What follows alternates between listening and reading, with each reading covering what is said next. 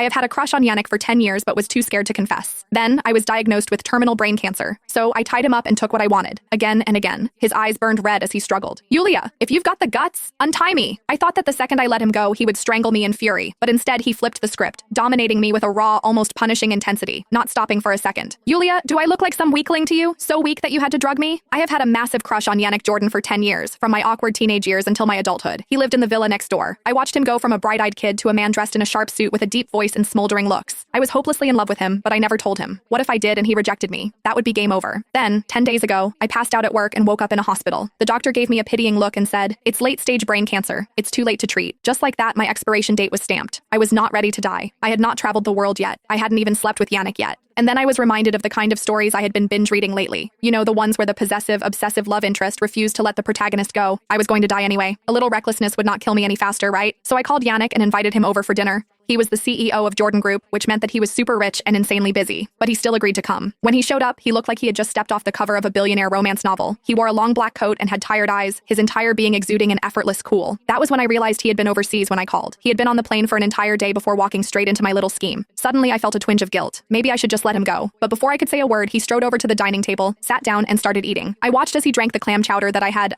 doctored a little. He raised an eyebrow at me mid-sip. "It's been a while. Your cooking has improved." Yeah, no kidding. Because it was takeout from the best restaurant in town. Why takeout? Because if I had cooked, it would have been so bad he wouldn't eat enough for my plan to work. By the time I grabbed a bowl from the kitchen, he was already looking a little woozy. I bit my lip. "Tired? Want to lie down?" He nodded. "I'm a little dizzy." "Take a rest then." We had known each other forever, so trust was not an issue. Hence, he followed me to the guest room without a second thought. Yannick was out cold. I struggled to peel off his coat, my fingers brushing against the crisp white fabric of his dress shirt. Beneath it, I could just barely make out the contours of his body. I swallowed, my throat suddenly dry as my pulse hammered against my ribs. But in the end, I lost my nerve. Instead, I rummaged through my closet and pulled out a collection of silk ties, ones I had bought for him over the years but never dared to give him. Well, tonight, they were finally going to serve a purpose. Carefully, I wrapped them around his wrists and ankles, securing him to the bed. By the time I was done, exhaustion hit me, and I collapsed onto the edge of the mattress. I lifted my gaze. I saw that Yannick's face was calm, his breathing steady. Right now, he looked so peaceful. But I knew that the moment he woke up, he would be furious. Just like the last time when his mother casually suggested that we should just get married, he was annoyed. I let my eyes linger on his face, memorizing every detail. I did not have much time left. In a few days, I would not get to see him ever again. I had spent my whole life being good and selfless. But now, at the very end of it, I wanted to be selfish just this once. Even if he ended up hating me, maybe that would be better. If he hated me, then he wouldn't be as sad when I was gone. His phone started buzzing from inside his coat pocket. It was his assistant, Jason Lindell. I hesitated for only a second before answering. "Yannick's exhausted," I said, keeping my voice casual. "He was knocked out after eating." Jason got the hint and hung up. My eyelids were getting heavier by the second. Screw it. I climbed into bed, wrapped my arms around Yannick's waist, and let sleep take me. Sometime in the middle of the night, I woke up to an angry roar. "Yulia Quincy!" I bolted upright. The sudden movement sent a rush of dizziness